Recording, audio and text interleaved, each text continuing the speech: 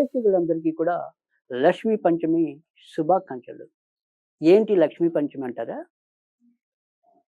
ఏదైతే ఏప్రిల్ 2వ తారీఖు ఉందో, ఆ 2న మనమందరం కూడా ఈ చైత్ర శుద్ధ పంచమి నాడు కొంతమంది శ్రీవ్రతం గాను, కొంతమంది లక్ష్మీ పంచమి గాను ఈ యొక్క రోజుని వాళ్ళు భక్తి శ్రద్ధలతో నిర్వహించుకోవటం అనేది జరుగుతుంది. అయితే ఈ శ్రీ పంచమి లేదా ఈ లక్ష్మీ వ్రతం, శ్రీవ్రతం అంటే శ్రీవ్రతం అన్నా, లక్ష్మీ వ్రతం అన్నా, లక్ష్మీ పంచమన్నా ఇవన్నీ కూడా ఒకటే. ఈ పదాలు కొద్దిగా అటు ఇటుగా ఉన్నప్పటికీ కూడా దీన్ని ఆచరించవలసిందైతే గనక మనం చైత్ర శుద్ధ పంచమి నాడు అది ఏప్రిల్ 2వ తారీఖు. ఇక్కడ మనం ఏంటి అంటే గనక ఇక్కడ ఈ లక్ష్మీదేవిని ఆరాధించడం వల్ల అంటే ఇక్కడి నుంచి మనకి ఈ చైత్ర మాసం అనేది ఏదైతే ఉందో తెలుగు మాసాల్లో ఇది మొదటిది అనేది అందరికీ తెలిసిందే.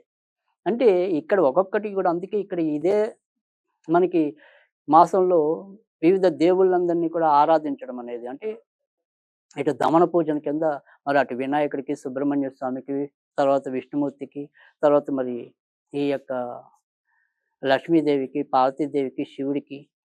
కనుక ఈ లక్ష్మీ పంచమి అనేది అంటే ఇప్పుడు మనం ఏదైతే ఇందాక చెప్పుకుంటున్నాం కదా! ఇలా ఒక్కొక్క దేవతని ఒక్కొక్క రకంగా ఈ దమన పూజ అనేది అంటే వాళ్ళని మనం శాంతి చేసుకోవటం, వాళ్ళని మనం ప్రసన్నత చేసుకోవటం, వాళ్ళ యొక్క అనుగ్రహానికి మనం అందరం కూడా పాత్రులు కావటం అనేది ఈ చైత్ర మాసం యొక్క ఉద్దేశం.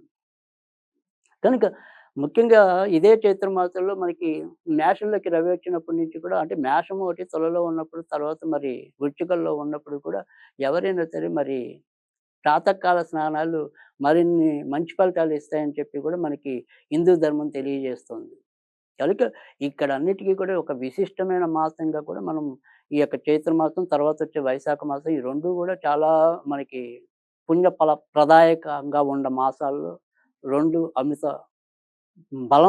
బలమైనవి, బలోపేతమైనవి. కనుక ఆ రకంగా మనం వీటిని చేసుకోవచ్చు. అయితే ఈ శ్రీ పంచమి లేదా ఈ వ్రతం అనేది ఏంటంటే కనుక ఖచ్చితంగా ఈ రోజుకు మనము శ్రీ సూక్తం అనేది అంటే ఎవరికి వీలైతే వాళ్ళు శ్రీ సూక్తం లేదా కనకదారాస్తవం చదవటం అనేది ఒకటి. లేదంటే లక్ష్మీనారాయణ హృదయం అని ఉంటుంది.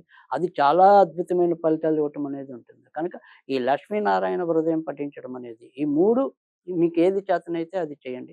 అలాగే ఈ యొక్క శ్రీ సూక్త విధానంలోనే అమ్మవారికి ఈరోజు మీరు లక్ష్మీదేవికి పూజ చేసుకోవటం అనేది ఒకటి.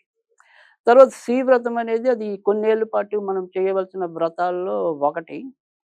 సరే ఆ వ్రతం అనేది చేసుకునే వాళ్ళు చేసుకుంటారు. కాపోతే ఇవాళ మీకు గనక శక్తి ఉంటే గనక, మీకు ఏదైనా సరే కొంత అభిరుచి ఉంటే గనక, ఈరోజు ఎవరైనా సరే 7 ముత్తైదువులు లేదా 5 కనీసం 5 లేదా 7 సంఖ్యలో మనం ఏదైనా సరే ముత్తైదువులని ఆహ్వానించి వాళ్ళకి మీరు భోజనం పెడతారా? తర్వాత పండు తాంబూలం ఇచ్చి పంపిస్తారా? లేదా మీ శక్తి మేరకు వాళ్ళకి ఏదైనా రవికల గుడ్డ పెడతారా? లేదా ఇంకా ఓపికుంటే చీర పెడతారా? సారె పెడతారా? అనేది మీ ఇష్టం. కానీ ఇందులో ఏది మీకు వీలైతే అది మటుకు చేయండి. కనీసం ఒక 5గురినో, 7గురినో చక్కగా మీ యొక్క సముదాయంలో గాని, మీకు దగ్గరలో ఎరుకలో ఉన్నవాళ్ళు గాని, మీ బంధువులు గాని, ఇలా ఎవరినైనా సరే ఒక 5 లేదా 7 ముత్తైదులని ఇంటికి ఆహ్వానించి వాళ్ళు లక్ష్మీ స్వరూపులుగా భావించి, ఈ రకంగా మీరు సేవ చేసినట్టయితే తప్పకుండా లక్ష్మి సులభ ప్రసన్నురాలవ్వడానికి కూడా అవకాశం ఎక్కువుంటుంది. కనుక ఆ రకమైన పద్ధతిలో మీరందరూ కూడా కొంత ఆమె యొక్క అభిమానానికి పాత్రులు కావచ్చు. కనుక ఇంకా తర్వాత వచ్చేప్పటికేంటంటే, ఈరోజు ఏదైతే మనం ఒకవేళ ఈ లక్ష్మీదేవి పూజ అనేది ఏదైతే ఉందో, అది ఆ పూజల్లోకొచ్చేప్పటికేంటంటే గనక ఏదైనా సరే ఇందాక మనం చెప్పుకున్నాం. ఈ 3 పద్ధతుల్లో ఏదైనా సరే మీరు ఈ పూజాది కార్యక్రమాలు నిర్వహించుకోవాలని. ఈరోజు మరి ఏదైనా సరే ప్రసాదంగా పెట్టాల్సొస్తే, తర్వాత లక్ష్మీదేవి పూజలో ఈరోజు ఎప్పుడు కూడా మీరు ఈ యొక్క ఆవు నేతినే దీపంగా వాడాలి. ఇన్ని ఒత్తులు వెలిగించాలనేదైతే లేదు. అది మీ ఇష్టము. కానీ నేతితోనే దీపం పెట్టాలనేది ఒకటి. తర్వాత మీకు దొరికితే దమన పూజ అంటే గనక ఇక్కడ మనకి దమనము అని చెప్పి మనకి ఈ పూల మాలల్లో వేసేదుంటుంది. అది చాలా మంచి సువాసనాభరితంగా ఉంటుంది. అది మీకు గనక దొరికితే గనక కొంత తెచ్చుకొని ఈ యొక్క పూజ అనేది కూడా దీంతో చేసినట్టయితే, దమనంతో చేసినట్టయితే, తర్వాత ఎక్కడైనా మీకు ఇలాంటి పరిమళ పువ్వులు అంటే మల్లెపూలు ఇలాంటివి జాజిపూలు ఇలాంటివి ఏమైనా దొరికితే తెల్ల పూలు అలాంటి వాటితో కూడా లక్ష్మీదేవిని ఈరోజు గనక మనం పూజ చేయగలిగితే చాలా అద్భుతంగా ఉంటుంది. తర్వాత మారేడు దళాలు దొరికితే మారేడు దళాలతో కూడా ఈరోజు పూజ చేయమని స్పష్టంగా మనకి ఈ యొక్క పూజా విధానంలో చెప్పడం అనేది కూడా ఉంది. కనుక ఇందులో మీకు ఏది తేలికైతే ఆ రకమైన పద్ధతి ఆచరించండి. తప్పకుండా మనకి లక్ష్మీదేవి ప్రసన్నం అవ్వడానికి ఉంటుంది. ఇక దీనికి ఈరోజు ఏదైనా సరే ఒక స్విచ్ వర్డ్‌గా మీరు తీసుకోవాలి అనుకుంటే గనక ఏంటి అంటే గనక now perfect rainbow, now perfect rainbow, now perfect rainbow. ఈ రకంగా అనుకుంటే గనక ఇంద్రధనుస్సులో ఉండే రంగులన్నీ కూడా మన ఇంట్లో ఉండి, మన జీవితం రంగురంగులమయంగా, కాంతివంతంగా, ఆనందభరితంగా, ఉల్లాసభరితంగా సాగిపోతుందని ఆశిస్తున్నాను. అయితే ఇక్కడ మనము లక్ష్మీదేవి యొక్క పూజా విధానం సరే ఇప్పుడు నేను ఏదైతే ఈ యొక్క స్విచ్ వర్డ్ ఇచ్చానో అది ఈ రెయిన్‌బోకి సంబంధించింది కదా! అది మీరు చదువుకున్నారు. సరే కాదండి మీరు ఎప్పుడూ కూడా కొన్ని కొన్ని ఈ స్తోత్రాలు ఇలా కాకుండా మాకు కొద్దిగా మంత్రాలు వీటి పట్ల కూడా మాకు ఆసక్తి ఉంది. అలాంటిది ఈసారి ఎందుకని ఏ మంత్రం కూడా ఇవ్వట్లేదు. డైరెక్ట్‌గా మీరు ఇలా స్విచ్ వర్డ్‌లోకెళ్ళిపోయారు అని చెప్పి కూడా కొంతమంది నన్ను ఎవరైతే అనుసరించే వాళ్ళున్నారో వాళ్ళకి అలాంటి సందేహం కలగడానికి కూడా ఆస్కారం ఉంది.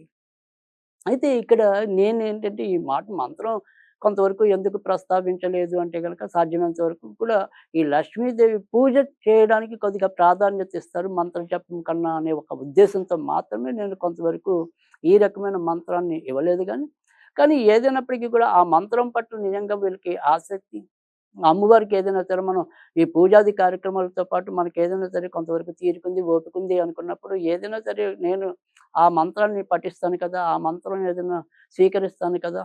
అని భావించినప్పుడు ఈరోజు మీరు తేలిగ్గా చేసుకోవాల్సింది ఏంటి అంటే గనక ఓం శ్రీం శ్రీం కమలవాసిన్యై నమః. ఓం శ్రీం శ్రీం అనేది 3 సార్లు రావాలి. కమలవాసిన్యై నమః అనేది మీరు చదువుకోవాలి. దీన్ని మరి 9 అనేది లక్ష్మీదేవి సంఖ్యగా చెప్పడం అనేది కనుక 27 సార్లు, లేదు 54 సార్లు, 108 సార్లు ఇలా 9 వచ్చేలాగా మీరు చేతనైనంత సార్లు చదువుకోవటం వల్ల కూడా లక్ష్మీదేవి అనుగ్రహం లభించడం అనేది కూడా ఉంటుంది. తర్వాత ఇదే రోజు ఏదైనా సరే లక్ష్మీదేవితో ఒక ఆహ్, విశిష్ట ప్రయోగం చేయాలి అనుకున్నప్పుడు మీకు అవకాశం ఉంటే గనక ఈరోజు ఈ ఆగ్నేయంలో కొద్దిగా బియ్యము, కొద్దిగా పెసలు, కొద్దిగా కందులు. ఈ 3 అంటే కొద్దిగా బియ్యం, కొద్దిగా పెసలు అంటే పెసలు గుళ్ళు పెసరపప్పు కాదు. సో, ఈ పెసర గుళ్ళు, తర్వాత మనకి బియ్యం, తర్వాత కందిపప్పు. ఈ మూడిటిని కొద్ది కొద్దిగా తీసుకొని ఏదైనా సరే ఒక వెండి పళ్ళెము లేదా చిన్న వెండి గిన్నెలో మనము ఆగ్నేయంలో గనక లేదా వాయువ్యంలో గాన పెడితే ఖచ్చితంగా ఆర్థికంగా మనకి స్థిరత్వం రావడానికి మార్గం ఏర్పడుతుంది. తర్వాత మరి చాలామందికి అనుమానం వస్తుంది. ఇవి ఎన్ని రోజులు ఉంచాలి? తర్వాత వీటిని ఏం చేయాలి అని చెప్పి. అయితే మీరు ఏదైనా సరే ఇలా ఒక 9 శుక్రవారాలు ఉంచండి. అంటే ఇంచుమించుగా మరి 2.5 నెలలు మనం ఉంచుకోవటం అనేది. తర్వాత ఏదైనా సరే బాగా పాడైపోతే తప్ప వాటినేం మార్చాల్సిన అవసరం లేదు.